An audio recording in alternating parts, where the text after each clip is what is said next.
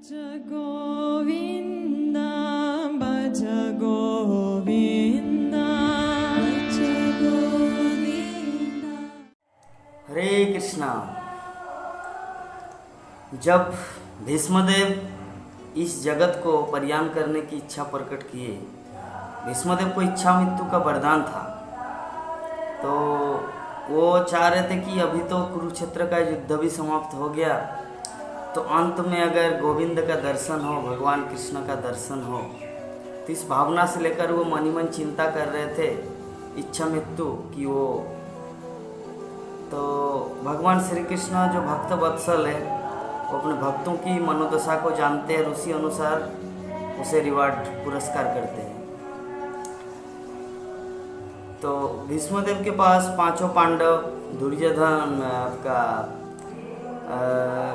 जितने सारे और भी ऋषि मुनि, भगवान श्री कृष्णा, भीर्गु मुनि, मतलब जितने सारे महान महान संत, जगत के सभी लोग भीष्मदेव का प्रवचन सुनने के लिए उस कुरुक्षेत्र के मैदान में आए, जहाँ पर भीष्मदेव सड़सज्जा में लेटा हुआ था, बाणों की सैया में लेटा हुआ था।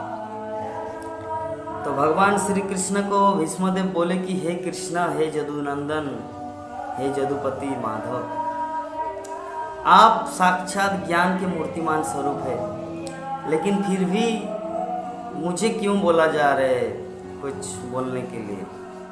तब भगवान श्री कृष्ण ने एक बात भीष्मदेव को बोला कि हे पितामह, मेरे पास ज्ञान है परंतु अनुभव नहीं है, क्योंकि अनुभव ज्ञान का मूर्तिमान स्वरूप होता है। ज्ञान हर किसी के पास हो सकता है, इन्फॉर्मेशन हो सकता है, लेकिन इन्फॉर्मेशन से कार्य नहीं चलेगा। उदाहरण स्वरूप हम लोग जानते हैं कि हाइड्रोजन टू ऑक्सीजन से, जैसे हम लोग बाहर की दुनिया में देखते हैं, साइंटिस्ट लोग को पता है कि हाइड्रोजन टू ऑक्सीजन से पानी बनता है। इससे हम लोग जितने सारे स्टूडेंट हैं, हम सबको थोड़ा थोड़ा बहुत पता कि H2O, हाइड्रोजन टू ऑक्सीजन से पानी बनता है। लेकिन अगर हम लोग को प्रयोगशाला में दिया जाए कि जाओ उसको पानी बना के दिखाओ, तो हमारे शक्ति के परे है। तो उसी प्रकार जो ज्ञान होता है और अनुभव होता है, तो ज्ञान और अनुभव में ही अंतर है कि ज्ञान सबके पास हो सकता है, लेकिन अनुभव जो है वही है वास्तविक ज्ञान का मूर्तिमान स्वरूप। तो भीष्मदेव इसलिए भगवान श्री कृष्ण को, भीष्मदेव ने पहले श्री कृष्ण को बोला हे कृष्ण, आप तो साक्षात ज्ञान के मूर्तिमान स्वरूप है, लेकिन कृष्ण तुरंत रिप्लाई किया कि नहीं भीष्मदेव, मेरे पास ज्ञान है, लेकिन उस ज्ञान और अनुभव में अंतर यही है कि मेरे पास अनुभव नहीं है और आपके पास वो अनुभव है। तो इसी संबंध में मुझे घटना याद आया। एक बार की बात है कि लड़का किसी लड़की से प्रेम करते थे। तो जब उन दोनों का प्रेम हो गया, तो लड़की के पिता को पता चला कि मेरी लड़की के साथ वो प्यार करते हैं। तो अभी इन दोनों का शादी होने का तय हो गया कि ये इससे प्रेम करेंगे तो दोनों का शादी। तो अभी पिताजी, लड़की का पिताजी सोच रहा है कि इसको शादी को टाला जाए, मतलब इग्नोर किया जाए। तो लड़की के पिता ने बोला कि ठीक है, आप लोग बारात लेके आ जाओ अपने पूरा बैंड पार्टी के साथ, लेकिन कोई भी बूढ़ा व्यक्ति नहीं आना चाहिए मेरे घर में। तो जो लड़का जो लड़की से प्रेम करते थे, उन्होंने सोचा अरे ठीक है बाबा, वैसे में बूढ़ा व्यक्ति करेंगे क्या बारात में जाकर। तो उनके घर में एक नाना था, दादू। तो नाना बोले कि नहीं नाना, हम तो जाएंगे, चाहे कुछ भी हो जाए, हम तो शादी में जाएंगे ही। तो अभी रुकावट आ गया तो क्या करेंगे। तो किसी ने आइडिया दिया, उनका दोस्त ने, कि इसको बोरा में पैक कर लेते हैं, गाड़ी के अंदर पैसे घुसा देंगे ताकि किसी को पता ना चले कि यहाँ पे कोई बूढ़ा व्यक्ति आया है। तो ऐसा भाव लेकर वो क्या किया कि वो एक बोरा में पैकिंग किया बूढ़ा को, ताकि सांस निकल सके, ऑक्सीजन ले सके, और बोरा में पैकिंग करके गाड़ी में उसको उठा के ले आया गांव के सामने। मतलब वो लड़की के जिससे प्रेम करते हैं, जिनसे शादी करना है आज, उनके पास आए। तो मान लीजिए कि गांव, उनका जो गांव जहाँ पे वो प्रेम करेंगे, जिससे शादी करेंगे, वो 1 किलोमीटर आगे ही वो लोग गाड़ी रोक दिया, और वहाँ से एक मैसेंजर आया, मतलब वो जो लड़की के पिता का एक मैसेंजर आया, एक दूत, और वो आके बोला कि ये लड़की का पिता ने कहा है कि शादी तब होगा, हमारे यहाँ पर एक नदी बहता है, नदी में पानी बहता है, अगर उस नदी में पानी के बदले अगर दूध बहेगा तभी वो उनकी लड़की की शादी आपको कराएंगे। अभी आपका क्या राय है? तो वो जो लड़का था जो उनसे प्रेम करते थे, लव करते थे, वो सोचा है रे सब गया मेरा, पूरा पानी पानी हो गया, और तो जीवन में इस लड़की को हम प्राप्त नहीं कर पाएंगे। वो अपने आप को नाराज होकर चलो चलो चलो भाई चलो रिटर्न घर चलते हैं। तो किसी ने बोला अरे जो भी है हम लोग रिटर्न चले जाएंगे, लेकिन जो बूढ़ा पैकिंग है बंद, एक बस बोरा में पैक किया हुआ है, तो पहले उसको तो निकालो, उसको क्यों जान ये कर रहे हैं। तो बूढ़ा को निकाला गया। तो बूढ़ा बोले कि क्या हुआ आप लोग बारात क्यों लौटा रहे हैं? अरे महाराज कुछ नहीं हुआ, चलो चलो कुछ, ये शादी नहीं होगा। बोले कि क्यों नहीं होगा? बोले कि शादी में ऐसी मुसीबत है कि यहाँ पे पानी बहते, मतलब नदी है इसमें पानी बहता, तो पानी के बदले दूध बहना चाहिए।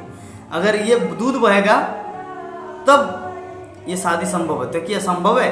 तो बूढ़ा बोले कि हाँ, बूढ़ा थोड़ा थोड़ा मुस्कुराने लगा। हाँ, क्या छोटी छोटी बातों में आप लोग यह करते हैं यार, ये छोटी छोटी बातों के लिए क्या शादी रुकता है, बारात लौटता है? कौन मैसेज लेके आया? बोले कि वो ठीक है उनको बुलाओ।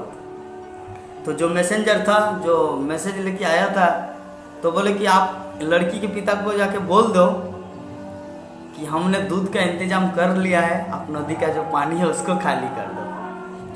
तो अभी वो मैसेंजर चला गया वहाँ पर लड़की के पिता के पास। बोले कि वहाँ से मैसेज आया कि नदी में जितना पानी बह रहा है ये पानी को खाली कर दे, वो लोग दूध का इंतजाम कर चुका है। तो लड़की का पिता ने बोला देखो पक्का कोई बूढ़ा व्यक्ति आया है, क्योंकि बूढ़ा व्यक्ति के पास एक्सपीरियंस होता है, अनुभव होता है, ज्ञान तो सबके पास है, बूढ़ा व्यक्ति के पास अनुभव होता है, और वही अनुभव जो उसको भविष्य में क्या होने वाला है, क्या कुछ सब कुछ पता। तो इसी तरह हम लोग वैदिक ग्रंथों के माध्यम से देखते हैं, श्रीमद् भागवतम व्यासदेव सुखदेव गोस्वामी जो वर्णन कर चुके हैं कि इस तरह नरक भी है, पाप के लिए फल भुगतना पड़ेगा, हमारे कर्म फल के अनुसार अगले जीवन में कुत्ता भी बनना पड़ेगा, कुत्ता बिल्ली हाथी। अगर सुंदर रूप से नरक, नरक का अर्थ क्या है? नरक का शब्दार्थिक अर्थ है नर मतलब मनुष्य और क मतलब स्थान।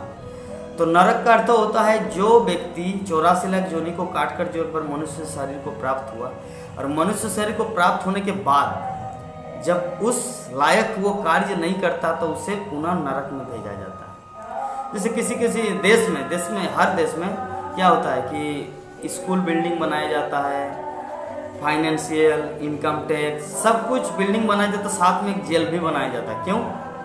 क्योंकि कुछ कुछ ऐसे भी समाज में लोग होंगे जो सरकार के नियम के विरुद्ध कार्य करेंगे, जिसके कारण उसको जेल में रखा जाए। उसी तरह भगवान कृष्णा इस जगत में नरक का भी निर्माण किया है, ताकि कुछ कुछ ऐसे बद्धजीव है जो शास्त्रीय आदेशों को पालन नहीं कर पाएंगे, और पालन नहीं करने के कारण उसको नरक में भेजना पड़ेगा।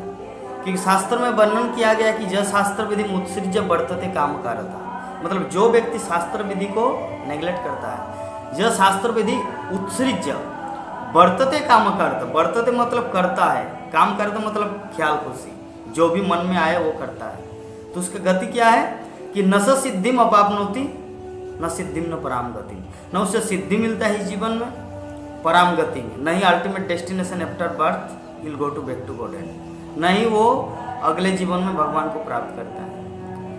तो ऐसे ही कुछ कुछ चीज़ शास्त्रों में वर्णन है, तो हम लोग अनुभव के माध्यम से ये सब जानते हैं, और सुखदेव गोस्वामी जैसे प्रतिनिधियों के माध्यम से हम लोग श्रीमद् भागवतम को एज इट इज एक्सेप्ट करना है कि अगर हम भक्ति करेंगे तो भगवान को प्राप्त करेंगे, पुण्य करेंगे तो स्वर्गलोकों को जाएंगे, और अगर पाप करेंगे तो नरक को जाएंगे। ये एक्सपीरियंस, ये अनुभव हम लोगों को शास्त्रों के माध्यम से मिला है, तो उस अनुभव को अपने जीवन में उतारना है। क्योंकि अनुभव होते हुए भी अगर हम लोग उसे नहीं करेंगे तो उसे कहा जाता है ज्ञान पापी। तो ज्ञान पापी हो या अज्ञान पापी हो, जैसे श्रील प्रभुपाद उदाहरण देते हैं कि कोई बच्चा अगर बिना जाने अग्नि में हाथ डाले फिर भी उसका अंगुली जलता है, जाने या अनजाने। अग्नि ये नहीं सोचता अरे ये तो छोटा बच्चा है, इसको पता नहीं, चलो इसको नहीं जलाएंगे, नहीं, अग्नि का कार्य है जलाना। उसी तरह कर्म फल के अनुसार हम जाने या अनजाने किसी भी तरह से करें उसका तो फल भुगतना पड़ेगा। तो जो भी है भगवान की कृपा से, महान आचार्यों की कृपा से हम लोग को वैदिक ग्रंथ मिला है, शास्त्रों के माध्यम से वो सब इन्फॉर्मेशन मिला है कि कैसे हम लोग अपने जीवन को ढालें। और अगर बुरा कर्म करेंगे तो नरक जाना पड़ेगा, अच्छा कर्म करेंगे तो भगवत धाम भगवान के पास। तो अभी हाथ हमारे पास है, आवर हैंड। तो अभी हम लोग क्या करेंगे वो हमारे ऊपर डिपेंड करता है। ओके, हरे कृष्ण।